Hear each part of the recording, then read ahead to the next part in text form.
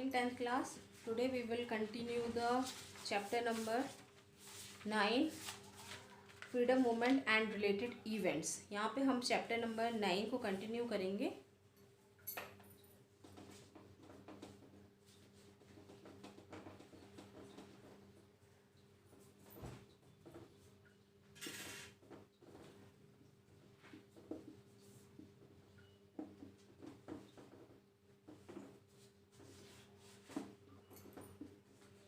Lesson number 9 freedom movement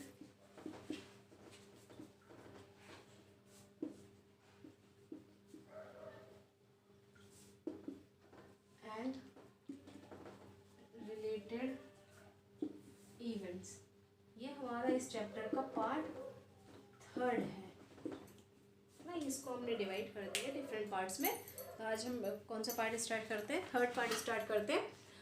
हमारा topic था, इससे पहले मैंने आपको बता दिया था कि सिविल डिसोबीडियंस मूवमेंट्स वगैरह के बारे में. फिर डांडी मार्च कैसे हुआ, डांडी मार्च के बाद fast unto death Poona pact कि किस तरीके से गांधी जी ने अपने पैक्ट को मतलब करवाने के लिए क्या किया था, उन्होंने फास्ट रखा था डेथ होने तक का ऐसा बोल के. तो फिर उसके बाद अब हमारा स्टार्ट होता है क्विट इंडिया मूवमेंट, भारत छोड़ो आंदोलन जिसको बोला जाता है. 1942 में पॉलिटिकल स्टेज में था हमारा इंडिया. हिस्टोरिकल मूवमेंट हो रहा था, started which known as quit India movement. और एक मूवमेंट हिस्टोरिकल मूवमेंट स्टार्ट हुआ था जिसका नाम था quit India movement. This was literally as a mass movement. ये बहुत मतलब इसको मास मूवमेंट कहा गया. This was truly a self inspired and self driven mass movement. ये ट्रूली सेल्फ इंस्पायर्ड और सेल्फ ड्राइवन मास मूवमेंट था which was the result of intense desire of Indians to gain freedom. इसमें जो Indians थे उनकी इतनी ज़्यादा desire बढ़ गई थी, उनकी इतनी इच्छा बढ़ गई थी कि वो चाह रहे थे कि अब तो हमें आज़ादी मिल जानी चाहिए. There were many reasons as a root for starting of this movement. बहुत सारे ऐसे कारण थे जिसकी वजह से ये मूवमेंट स्टार्ट हुआ. इंडिया जो था, India was not willing to take part in the Second World War but was forced to join without any consent. India second world war, India की इच्छा थी कि वो सेकेंड वर्ल्ड वॉर का हिस्सा नहीं बने, but was force to join without any constant.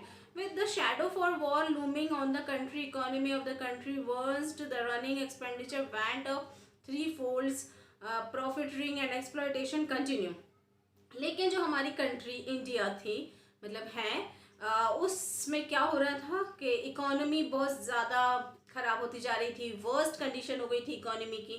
और जो एक्सपेंडिचर थे वो रनिंग मतलब एकदम चलते चले जा रहे थे. एंड प्रॉफिट रेयरिंग और एक्सप्लॉयटेशन कंटिन्यू बना हुआ था. In such a dire condition Congress decided to start the non cooperation movement once again. इन सब कंडीशन को देख के कांग्रेस ने डिसाइड किया कि एक बार फिर से नॉन कॉपरेशन मूवमेंट स्टार्ट करना चाहिए. तो ऑन द नाइट ऑफ 8 अगस्त की रात को क्विट इंडिया का प्रपोजल पास हुआ मुंबई में विद द मेजोरिटी. पूरी मेजोरिटी को मिलके क्विट इंडिया मूवमेंट का प्रपोजल पास किया गया. इस ओकेशन में गांधी जी ने कहा each and every individual should consider himself a free individual. कि हर ईच एंड एवरी इंडिविजुअल जो है उसको अपने आप को फ्री इंडिविजुअल समझना चाहिए कि हाँ मैं अब आज़ाद हूँ. He she should in order to achieve the freedom in the reality try hard and to be prepare to lay the life. और है ना, फ्रीडम को अचीव करने के लिए अगर आप बिल्कुल रियलिटी में चाहते हैं तो आप कोशिश करें, बिल्कुल आप रियलिटी कोशिश करें फ्रीडम को हासिल करने की. और इस ऑर्डर में इसको आप अचीव करने की बिल्कुल कोशिश करें, यहाँ तक कि अपने जान को गंवाने के लिए भी तैयार रहें. Gandhi ji said, I am not going to accept anything less than total independence. We shall either do or die. Gandhi ji ने कहा कि मैं टोटल इंडिपेंडेंस के अलावा कुछ नहीं चाहता हूँ. मतलब मुझे सिर्फ और सिर्फ क्या चाहिए कि मैं सिर्फ और सिर्फ टोटल इंडिपेंडेंस चाहता हूँ. इसके लिए चाहे मुझे डू और डाई यानी जियो और मरो वाली कंडीशन भी आएगी तो मैं उसको फेस करूँगा, है ना. डू और डाई, जियो या मरो. Even before the movement started on the 9th August, government arrested leaders like Mahatma Gandhi ji, Maulana Azad, Sardar Patel, Jawaharlal Nehru, Sarojini Naidu and other members of working committee and sent them into Pune. जब ये movement start हो गया तो 9 अगस्त की रात को government ने कई लीडर्स को अरेस्ट किया। महात्मा गांधी को, मौलाना आज़ाद को, सरदार पटेल, जवाहरलाल नेहरू, सरोजनी नायडू और कुछ अदर मेंबर्स कमेटी जो थे उनको भी अरेस्ट करके पुणे भेज दिया गया। ये बहुत ज़्यादा हैस्टी एक्शन था, एक हैस्टी एक्शन था गवर्नमेंट का, जिसने इस मूवमेंट को क्या कर दिया, एक ताकत दे दी, है ना। कि अब हमारे लीडर्स को आपने अरेस्ट कर लिया तो लोगों में एक ताकत आ गई कि अब तो किसी भी हालत में हमें अपना काम करना चाहिए। Without any effort they move come on road. और बहुत इतनी ज़्यादा स्ट्रेंथ आ गई थी इस मूवमेंट को लेके कि लोग पूरी की पूरी भीड़ जो है सड़कों पे उतर आई। उनने स्ट्राइक करना स्टार्ट कर दिया, डेमोन्स्ट्रेशन स्टार्ट कर दिया, पब्लिक मीटिंग होने लगी all over the country. Mumbai, Ahmedabad, Pune, Delhi, Kanpur, Allahabad, Varanasi, Jabalpur, Patna, even in smaller town और डिस्ट्रिक्ट में भी लोग अपने लेवल पे ऑर्गेनाइज करने लगे और स्ट्रगल स्टार्ट कर दिया था। ये इंपॉर्टेंस था क्विट इंडिया मूवमेंट का कि this made freedom for the country and instant demand, कि अब हमारी डिमांड क्या है, सिर्फ हमारी कंट्री की आज़ादी। द एगिटेटर्स डैमेज द मीज on transport, attack police station. जो गुस्साई लोग जो थे, भीड़ जो थी इतनी गुस्से में जो थी, उन्होंने ट्रांसपोर्ट जो होता है ना, मीन्स ऑफ ट्रांसपोर्ट, उसको डैमेज करना स्टार्ट कर दिया, पुलिस स्टेशन को अटैक कर दिया एंड गवर्नमेंट डॉक्यूमेंट्स को बिल्कुल क्या कहते हैं डैमेज कर दिया and defined every law and सब कानून ही ख़त्म कर दिया उन्होंने। Owing to the harsh reaction and suppression from police, the agitation overstepped in principle of non violence too. यानी उन्होंने जो एक हार्श रिएक्शन और सप्रेशन था उनको पुलिस को लेके, तो वहाँ पे उन्होंने क्या प्रिंसिपल अडॉप्ट कर, नॉन वायलेंस का, मतलब बहुत ज़्यादा वो ओवर स्टैप्ड, कि मतलब वो नॉन वायलेंस का अडैप्ट नहीं किया उन्होंने, मतलब नॉन वायलेंस को ख़त्म करके वो बिल्कुल हिंसा पे आ गए थे। Police open fire indiscriminately on agitators, charge them with the lathis and arrested thousands of them. अब पुलिस ने ओपन फायरिंग करना स्टार्ट कर दी उन एगिटेटर्स पे और बहुत सारे लोगों को अरेस्ट कर लिया गया and the suppression height so did the agitation. फिर बहुत ज़्यादा ये विद्रोह बढ़ने लगा था। जबलपुर, सागर, मंडला, बैतूल, मध्य प्रदेश और बहुत सारे स्मॉल स्टेट्स जो थे वहाँ पे भी ये मूवमेंट आगे बढ़ने लगा। लोगों जो एगिटेटर्स जो थे वो एक्सप्रेस करने लगे थे अपने गुस्से को। उन्होंने रेलवे स्टेशन जला दिए, डीरेलमेंट कर दिया, पटरियाँ तोड़ दी, इलेक्ट्रिक पोल्स तोड़ दिए, गवर्नमेंट ऑफिस जो बिल्डिंग्स थी उनको ख़त्म कर दिया, थाउजेंड ऑफ पीपल्स इसमें मारे गए और round of suppression. Education institution close down, और जो एजुकेशनल इंस्टीट्यूशन थे वो भी बंद कर दिए गए। Revolutionaries protested in their own way against the government, और रिवॉल्यूशनरीज भी इस मतलब इसको प्रोटेस्ट करने लगे थे अपने अपने तरीके को, है ना, गवर्नमेंट के अगेंस्ट जाके।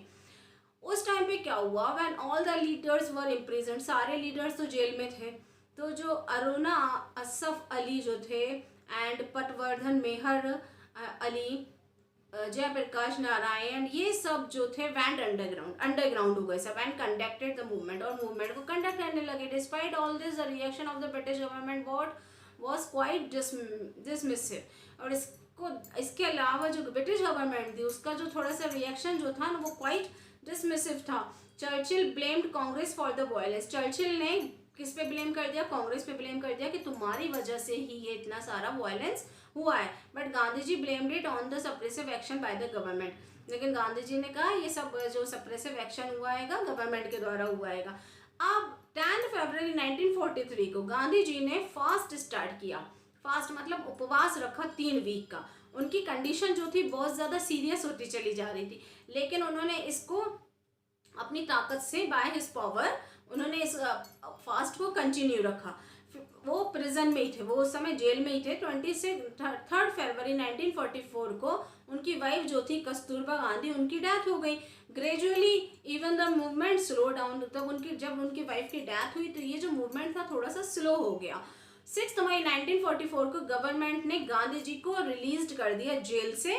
क्यों? क्योंकि उनकी जो हेल्थ थी बहुत ज़्यादा इल हो चुकी थी, बहुत ज़्यादा नीचे गिरती चली जा रही थी उनकी कंडीशन, इसलिए उनको रिहा कर दिया गया। क्विट इंडिया मूवमेंट जो था कांग्रेस का, ये मोटिवेटेड मूवमेंट था, है ना। This not get support from Hindu Mahasabha, लेकिन उन्होंने सपोर्ट नहीं करा हिंदू महासभा को, मुस्लिम लीग को और सोशलिस्ट पार्टीज को। All other parties did not taken part in it, और दूसरी पार्टीज थी वो इन पार्टीज का हिस्सा नहीं बनी। Many people participated in a personal labour, हर एक जो लोग थे वो अपने पर्सनल लेवल पे ही पार्टिसिपेट कर रहे थे, खुद ही की पार्टी बना के खुद ही पार्टिसिपेट करने में लगे थे, कोई भी पार्टी एक दूसरे का सपोर्ट नहीं कर रही थी।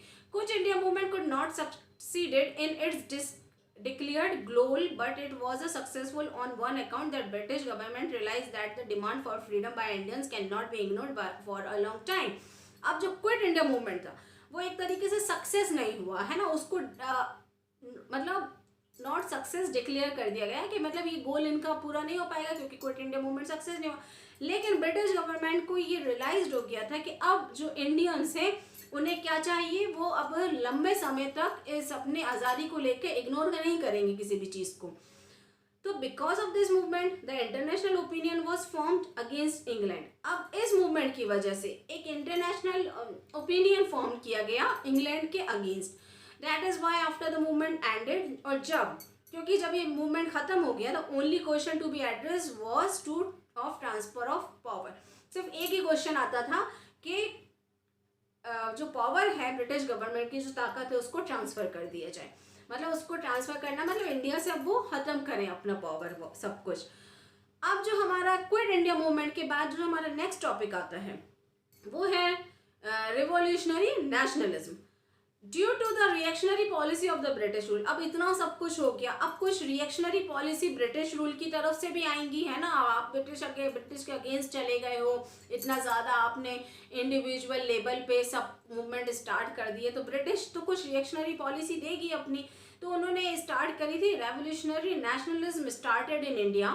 तो रेवोल्यूशनरी नेशनलिज्म स्टार्ट हुई थी इंडिया में last decade of 19th century में। After the partition of Bengal, जब पार्टीशन हुआ बंगाल का, तो रिवोल्यूशनरी जो थे, क्रांतिकारी थी जो थे, फीलिंग्स डेवलप्ड अमंगेस्ट इंडियंस। तो उनके अंदर एक क्रांतिकारी की भावना जगने लगी, डेवलप होने लगी। Revolutionaries believe that political rights can not achieve through non violent and constitutional means, कि हमारा जो पॉलिटिकल राइट है वो हम can not be achieve through, मतलब नॉन वायलेंस और कॉन्स्टिट्यूशनल मीन्स के थ्रू अचीव नहीं कर सकते।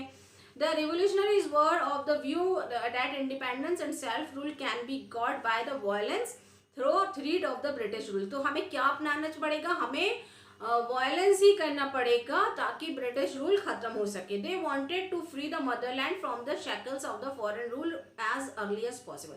और जितना जल्दी हो सके वो चाहते थे कि हमारी जो मातृभूमि है उनको हम अंग्रेज़ों के हाथों में है, अंग्रेज रूल कर रहे हैं, उससे एज अर्ली एज पॉसिबल, जितना जल्दी हो सके हम छुड़ा लें। और अपने to achieve these objectives the revolutionary formed secret organisation of revolutionaries, imparted them military training, collected arms and ammunition and propagated revolutionary ideology through newspaper and other means। अब अपने ऑब्जेक्ट को पूरा करने के लिए, अपने ऑब्जेक्ट को अचीव करने के लिए रिवोल्यूशनरी सीक्रेट ऑर्गेनाइजेशन करने लगा। रिवोल्यूशनरीज ने मिलिट्री ट्रेनिंग करना स्टार्ट करी सीक्रेटली, है ना।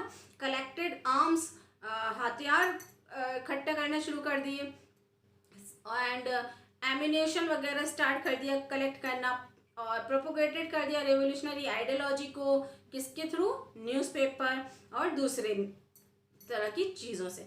To achieve their objective the revolutionary setup committees for follow up in Bengal. अब अपने ऑब्जेक्ट को पूरा करने के लिए इन्होंने क्या करा कि कुछ कमिटीज फॉलो अप करी बंगाल में। Committees oriented the youth about India's history and culture, arose feelings for freedom among them. और ये कमिटीज क्या कर रही थी, यूथ के अंदर इंडियन हिस्ट्री को और कल्चर को बढ़ा रही थी, जिससे उनके अंदर जो फीलिंग है फ्रीडम को लेकर सब में डेवलप हो सके। This committee use to prepare the youth for sacrifice and prepare them for freeing the country from foreign rules. ये क्या कर रही थी, ये कमिटी यूथ को तैयार कर रही थी कि वो अपनी लाइफ को सेक्रीफाइस करें, अपने कंट्री को आज़ाद कराएं फॉरेन रूल से। For this revolutionary has opted the path of violence and started collecting arms and ammunition. अब ये रिवोल्यूशनरीज क्या अडॉप्ट कर रही थी, ये वायलेंस का रास्ता अपना रही थी और कलेक्ट कर रही थी आर्म्स एंड एम्यूनेशन को, हथियार वगैरह होते हैं ना, वेपन्स वगैरह, उनको।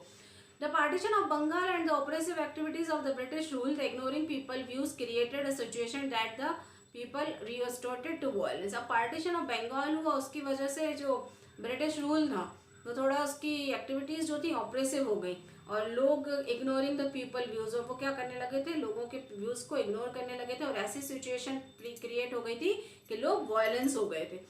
अब जो हमारा नेक्स्ट टॉपिक है वो है important revolutionaries and revolutionary incidents के इम्पॉर्टेंट रिवोल्यूशनरीज, जो मुख्य रिवोल्यूशनरीज थे वो और उनके कुछ रिवोल्यूशनरी इंसिडेंट वगैरह। During those days the active revolutionary is Maharashtra were, उन दिनों में जो एक्टिव रिवोल्यूशनरीज थे, जो एक्टिव क्रांतिकारी हुआ करते थे महाराष्ट्र में, वो थे Shyamji Krishna Varma, Vasudev Balwant Phadke, Chapekar brothers and Savarkar brothers. Revolutionaries की फीलिंग जो थी, gathered movement in Punjab in 1907, एक गैदरिंग हुई थी पंजाब में 1907 में। Here Shri Parmanand and the Lala Hardayal and other leader lead the revolutionaries, यहाँ पे ये लोग थे। 1909 में मदन लाल ढींगरा किल्ड, मदन लाल ढींगरा को मार दिया गया था। Sir William Curzon Bailey and Anant Kanhere killed the session जज मिस्टर जैक्सन इन नासिक, इन लोगों ने जो सेशन जज थे उनको नासिक में किल कर दिया गया था। Subsequently case was tried the Kanhere termed as the Nasik conspiracy case, और इसमें उनके खिलाफ एक नासिक कॉन्स्पिरेसी केस इनके अगेंस्ट बनाया गया था। All the revolutionary activities started in Maharashtra but flourished in Bengal. Partition of Bengal provoked the revolutionary to organize themselves and launch a struggle against the Britishers. अब एक जो रिवोल्यूशनरी एक्टिविटीज़ जो थी वो महाराष्ट्र में स्टार्ट हुई, लेकिन क्या हुआ, ये फ्लोरिश्ड हो गई इन बंगाल में, क्योंकि जब बंगाल का पार्टीशन हुआ तो रेवोल्यूशनरीज जो थे, क्रांतिकारी जो थे, उन्होंने खुद ही अपना एक मूवमेंट स्टार्ट कर दिया, खुद ही एक लॉन्च कर लिया था स्ट्रगल, किसके अगेंस्ट, ब्रिटिशर्स के। बंगाल जो था मेन रेवोल्यूशनरीज था, वह बंगाल में जो मेन रेवोल्यूशनरीज थे, जो मेन क्रांतिकारी हुआ करते थे, वो थे वीरेंद्र कुमार घोष और भूपेंद्र नाथ दत्त। 1908 में रेवोल्यूशनरीज ने प्लान करा कि जो जज हैं ऑफ मुजफ्फरपुर और मतलब उनको किल करें और वहाँ पे उनके यहाँ बम फेंक दें। In this explosion 2 English women were killed, और इस पूरा का पूरा जो इंसिडेंट था उसमें 2 इंग्लिश वुमेन किल्ड कर दी गई, मतलब मारी गई। In this connection the revolutionary Khudiram Bose was hang, और इसमें कनेक्शन होने की वजह से खुदीराम बोस को फांसी की सज़ा सुना दी गई। खुदीराम बोस बहुत कम उम्र के क्रांतिकारी थे, सिर्फ 13 साल के थे, और फिर उसके बाद उनको फांसी की सज़ा दे दी गई। तो मतलब उनके अंदर कितना ज़्यादा अपने भारत की आज़ादी को लेकर कितना ज़्यादा बड़ा जज्बा रहा होगा कि उन्होंने इतनी सी उम्र में ही इस स्ट्रगल में पार्टिसिपेट करा, इतने बड़े रिवोल्यूशनरीज कहलाए और फांसी की सज़ा मिली उन्हें। कलकत्ता में जो पुलिस थी, under earth a factory of arms in Maniktala colony arrested many revolutionaries. Calcutta में पुलिस ने कुछ एक फैक्ट्री थी जिसमें आर्म्स वगैरह, मानिकतला वहाँ पे क्या है, आर्म्स वगैरह बना रहे थे, तो रिवोल्यूशनरीज को क्या कर लिया, अरेस्ट कर लिया। ये revolutionaries was tried subsequently, it is very well known in the history of freedom movement as Alipur bomb case, और इनके बारे में बहुत अच्छे से हिस्ट्री फ्रीडम मूवमेंट में अलीपुर बॉम्ब केस में इनको बारे में बताया गया है। In case of Virendra Ghosh was deported to Andaman, और इस केस में वीरेंद्र घोष को डिपोर्ट कर दिया गया अंडमान में, काला पानी की सज़ा होती है। In the Howrah conspiracy and the Dhaka conspiracy in 1910, many revolutionaries arrested. Howrah conspiracy और ढाका कॉन्स्पिरेसी में 1910 को मैनी रिवोल्यूशनरीज को अरेस्ट कर लिया गया। जो रिवोल्यूशनरी लीडर थे बंगाल के बिपिन चंद्र पाल, उन्होंने यूथ को मोटिवेट करा और मद्रास में के पार्टिसिपेट करें वो नेशनल स्ट्रगल में।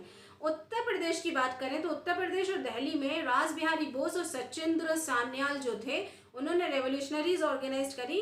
1912 में उन्होंने बॉम्ब फेंका था वॉइस रॉय इन दिल्ली के यहाँ, बट ही नैरोली एक्सपेक्ट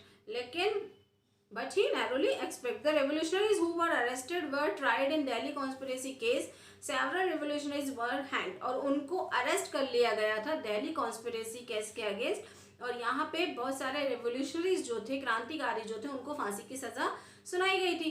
कुछ रेवोल्यूशनरीज जो थे उन्होंने प्लान करा फॉर एन आर्मी कूप के, किसके लिए, आर्मी कूप के लिए, but the plan leaked and revolutionaries were caught and their arms were seized. लेकिन उनका प्लान जो था, कोई ना कोई ऐसा तो होता ही है जिसकी वजह से प्लान लीक हो जाता है, तो उनका प्लान लीक हो गया, बहुत सारे रेवोल्यूशनरीज पकड़ाए गए और उनके जितने भी उनके पास हथियार थे उनको सीज कर लिया गया और 24 को फांसी की सजा सुनाई गई।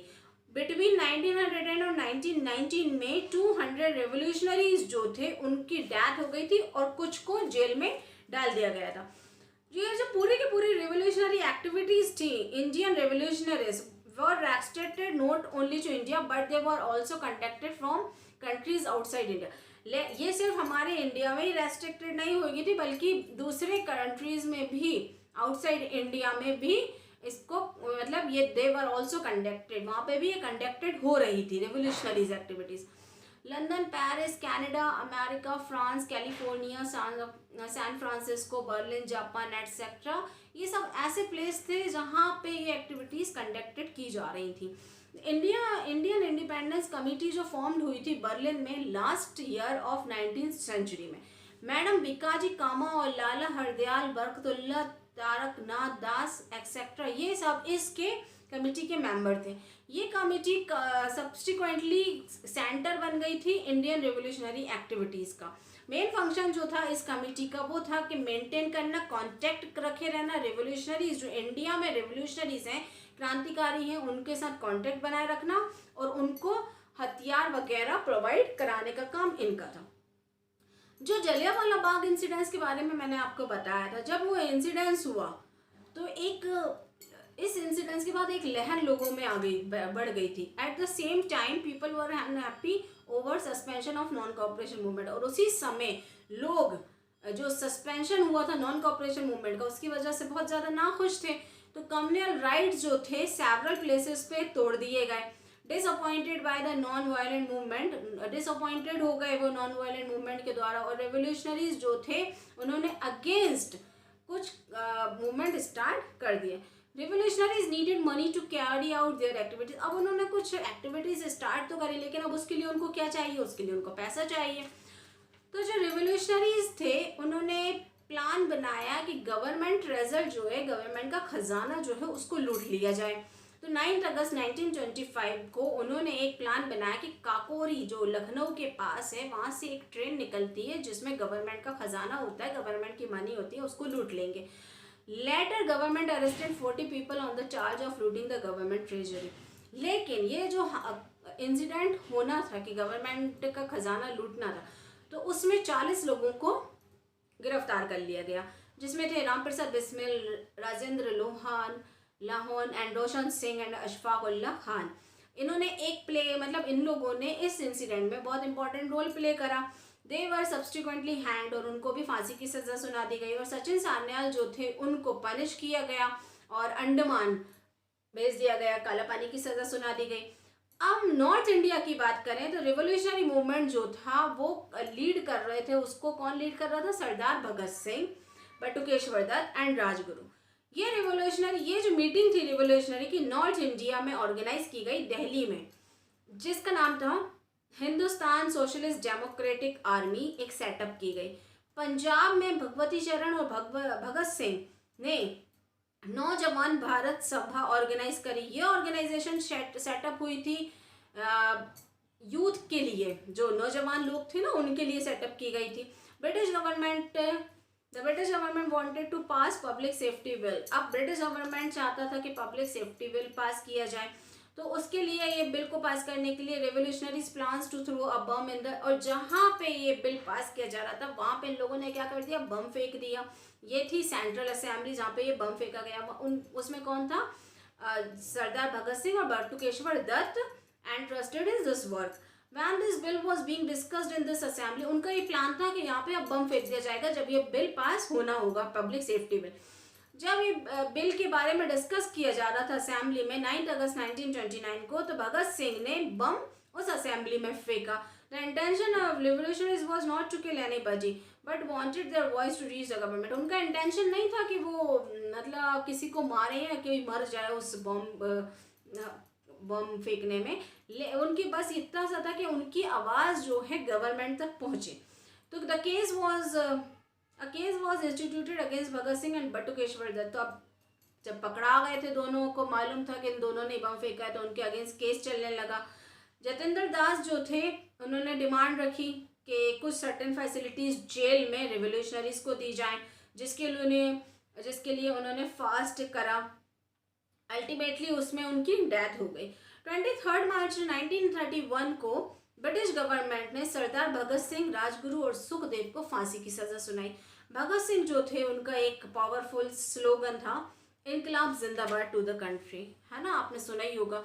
1928 में साइमन गो बैक का एक मूवमेंट स्टार्ट किया था लाला लाजपत राय ने लाहौर में। ये in a conflict with the police, मतलब ये पुलिस के साथ बहुत ज़्यादा कॉन्फ्लिक्ट हो गया था, जिसमें लाला जी की डेथ हो गई थी। Lala ji died, the revolutionaries become angry and killed police officer Saunders. तो अब जब लाला जी की डेथ हो गई, हमने आपको बताया था कि लाठीचार्ज हुआ था, तो लाला जी की डेथ हो गई उसमें। तो रिवोल्यूशनरीज जो थे, क्रांतिकारी जो थे, बहुत ज़्यादा गुस्सा हो गया और गुस्से में आके उन्होंने पुलिस ऑफिसर जो था सॉन्डर्स, उसको ख़त्म कर दिया। अब हम देखेंगे the revolutionary movement got a setback due to the oppressive policy of the Britishers and death of many revolutionaries leaders. अब ये बहुत ज़्यादा जो रेवोल्यूशनरी मूवमेंट था, बहुत ज़्यादा ऑपरेसिव पॉलिसी होने के कारण जो ब्रिटिशर्स थे, है ना, बहुत ज़्यादा ऑपरेसिव हो गए थे उस चीज़ को लेके, और बहुत ज़्यादा रेवोल्यूशनरी लीडर्स की डेथ हो गई थी। जो लीडरशिप थी रेवोल्यूशनरी की नॉर्थ इंडिया में, किसके हाथों में आ गई? चंद्रशेखर आज़ाद, यशपाल और भगवती चरण के। अब वो ब्रिटिश रूल के साथ क्या करना लेना चाहते थे? बदला लेना चाहते थे। तो उन्होंने एक प्लान बनाया कि जो एक ट्रेन है bomb on the train of viceroy Lord Irwin, जो ट्रेन में वाइसरॉय जाएगा लॉर्ड इरविन, उसमें बम फेंक दिया जाएगा। बम ब्लास्ट हुआ, बट इरविन नैरोली एक्सेप्ट, लेकिन वो भाग गया। जो इसके लिए बम फेंका था ना लॉर्ड इरविन के लिए, वो भाग गया। 27 फरवरी 1931 को चंद्रशेखर आज़ाद ने एक मीटिंग, रेवोल्यूशनरीज की मीटिंग ऑर्गेनाइज करी। कहाँ पे? अल्फ्रेड पार्क इलाहाबाद में, जहाँ पे आपने सुना ही होगा कि उनकी डेथ यहीं पे हुई थी। और अनफॉर्चुनेटली क्या किया पुलिस वालों को, ब्रिटिशर्स को ये पता चल गया, तो उन्होंने चारों तरफ से उनको घेर लिया। अब Azad try to give a tough fight till last, आखिरी समय तक उन्होंने ब्रिटिशर्स के साथ लड़ाई लड़ी। But when he saw that he can not accept, लेकिन उन्होंने देखा वो बच नहीं सकते, he shot himself and laid his life for the motherland. तो उन्होंने अपने आप को खुद को गोली मार ली और अपने मदरलैंड के लिए, अपनी मातृभूमि के लिए अपनी लाइफ खत्म कर ली। ये रिवोल्यूशनरी एक्टिविटीज़ में वुमेन और ऑल्सो इक्वली एक्टिव वुमेन जो थी वो भी पीछे नहीं थी इस रिवोल्यूशनरी में, वो उन्होंने भी पार्टिसिपेट करा इसमें, जिसमें नाम था श्रीमती सुशीला देवी, श्रीमती दुर्गा देवी, प्रेमावती और बहुत सारी अदर एक्टिवली मतलब पार्टिसिपेट किया गया इस रेवोल्यूशनरी एक्टिविटीज़ में वुमेन का। ऑन 13 मार्च 1940 को गवर्नर जो थे पंजाब के ओ डायर, उन्होंने एक इंस्ट्रूमेंटल जो किलिंग करी थी ना जलियांवाला बाग में, जो फायरिंग इंसिडेंट हुआ था, was killed by a revolutionary named Udham Singh. वो किसने मारा उनको? उधम सिंह ने उसको मार दिया। रिवोल्यूशनरी मूवमेंट जो स्टार्ट हुआ था 20th सेंचुरी में, वो उसकी जड़ें जो थी हमारे इंडिया के हर एक पार्ट में फैल चुकी थी। गवर्नमेंट स्ट्रिक्टली सप्रेस्ड हो गई थी इन एक्टिविटीज़ की वजह से। 100 ऑफ रेवोल्यूशनरीज जो थे वो उनको फांसी की सज़ा सुना दी या फिर उनको जेल में डाल दिया गया। ग्रेजुअली ये मूवमेंट जो था धीरे धीरे लेके इतना आगे बढ़ गया कि हमारी हिस्ट्री ऑफ फ्रीडम स्ट्रगल में एक इम्पॉर्टेंट चैप्टर आ गया। वो इंडियन पीपल जो थे hold them in a very high regard because these revolutionaries no selfish motive behind their action. अब जो इंडियन पीपल थे इतना ज़्यादा आगे बढ़ गए थे कि रेवोल्यूशनरीज का खुद का कोई सेल्फिश मोटिव नहीं था इन सब एक्शन को लेके। They were setting an example of sacrifice and selfless before the day. वो क्या चाहते थे, वो है ना जो यूथ है, नौजवान है, उनके सामने सेक्रीफाइस और सेल्फलेसनेस का एग्जाम्पल रखना चाहते थे। Whenever revolutionary was hanged, people used to be sad and angry and a sense of patriotism was arising। और जैसे जैसे जो हमारे इतने ज़्यादा रेवोल्यूशनरीज जो थे वो जब उनको फांसी पे चढ़ा दिया जाता था तो लोगों में इतना गुस्सा हो जाते थे, लोग इतने उदास हो जाते थे कि उनके अंदर पैट्रियोटिज्म की जो फीलिंग थी वो बढ़ती चली जाती थी। तो ये प्रमोट कर रही थी पब्लिक को अवेकनिंग की तरफ, है ना, एक जागरूकता की तरफ प्रमोट कर रही थी। फिर इंडियन नेशनल आर्मी और नेवी रिवॉल्ट जो थे वो भी इसमें उन्होंने सिग्निफिकेंस प्लेस था उनका भी हमारे हिस्ट्री ऑफ फ्रीडम स्ट्रगल में। अब इसके बाद हम देखेंगे Subhash Chandra Bose and Indian National Army. तो ये हम अपने नेक्स्ट पार्ट में कंटिन्यू करेंगे। आई होप आपको इतना समझ में आ गया होगा। Okay, thank you so much.